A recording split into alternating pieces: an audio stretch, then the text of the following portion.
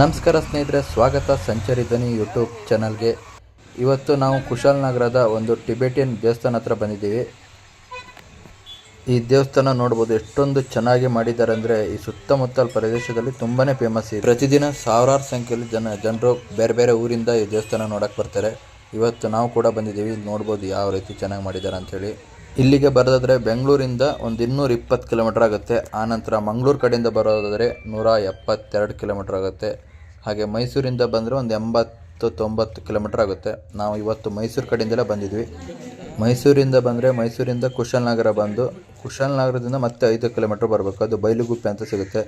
ಅಲ್ಲಿ ಈ ದೇವಸ್ಥಾನ ಇರೋದು ತುಂಬಾ ಫೇಮಸ್ ಇರೋದು ಕುಶಾಲನಗರದಲ್ಲೇ ಇದೆ ಅಂತ ಫೇಮಸ್ ಇರೋದು ಅದು. ಬಟ್ ಕುಶಾಲನಗರದಿಂದ ಮತ್ತೆ 5 ಕಿಲೋಮೀಟರ್ ಬಂದು ಬೈಲುಗುಪ್ಪೆಯಲ್ಲಿ ಬಂದರೆ ಈ ದೇವಸ್ಥಾನ ನೋಡ್ಕೊಂಡು ಹೋಗ್ಬೋದು. ಇಲ್ಲಿ ಬರೋದಾದರೆ ಬೆಳಗ್ಗೆ 9 ಗಂಟೆಯಿಂದ 6 ಗಂಟೆ ತನಕ ಓಪನ್ ಇರುತ್ತೆ ಎಂಟ್ರಿ. ನಾವಿವಾಗ 1 ಗಂಟೆ ಬಂದ್ವಿ. ಬಟ್ ಇಲ್ಲಿ 9 ಗಂಟೆಯಿಂದ ಸಂಜೆ 6 ಗಂಟೆ ತನಕ ಓಪನ್ ಎಂಟ್ರಿ ಇರುತ್ತಂತೆ. ಬಟ್ ಯಾವುದೇ ರೀತಿ ಒಳಗೆ ಬರೋಕ್ಕೆ ಯಾವುದೇ ರೀತಿ ಚಾರ್ಜಸ್ ಕೂಡ ಇಲ್ಲ. ದೇಣಿಗೆ ಬೇಕಾದ್ರೆ ಕೊಡ್ಬೋದು. ಯಾವುದೇ ರೀತಿ ಎಂಟ್ರಿ ಅಂದರೆ ಪಾರ್ಕಿಂಗ್ ಒಂದು ಕೊಟ್ಟರೆ ಮತ್ತು ಬೇರೆ ಕಡೆ ಒಳಗಡೆ ದೇವಸ್ಥಾನಕ್ಕೆ ಬರೋಕ್ಕೆ ಯಾವುದೇ ರೀತಿ ಅಮೌಂಟ್ ಪೇ ಮಾಡಿಲ್ಲ. ಹಾಗೆ ನೀವು ಈ ದೇವಾಲಯಕ್ಕೆ ಬಂದರೆ ಸುತ್ತಮುತ್ತ ಕೂಡ ಸಾಕಷ್ಟು ಫೇಮಸ್ ಪ್ಲೇಸ್ಗಳಿದ್ದಾವೆ. ಮಡಿಕೇರಿ ಇಲ್ಲಿಂದ 34 ಕಿಲೋಮೀಟರ್ ಆಗುತ್ತೆ.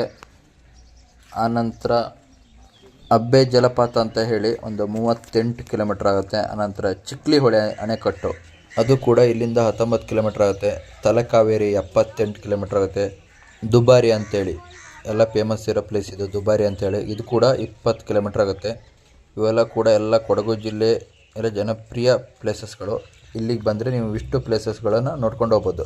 ಬನ್ನಿ ಇವಾಗ ದೇವಸ್ಥಾನದ ಒಳಗಡೆ ಏನೇನಿದೆ ಅನ್ನೋದು ತೋರಿಸ್ತೀನಿ ನಿಮಗೆ. ಇಲ್ಲಿ ಕಾಣಿಸ್ತಿದೆಯಲ್ಲ, ಇದು ಚಿನ್ನದ ಲೇಪಿತ 40 ಅಡಿಯ ಬುದ್ಧನ ಪ್ರತಿಮೆಗಳು. ನೀವು ನೋಡಿ ಹೇಗಿದೆ ಅನ್ನೋದು. ದೇವಸ್ಥಾನ ಒಳಗಡೆ ಕೂಡ ತುಂಬಾ ಸೈಲೆಂಟಾಗಿರುತ್ತೆ.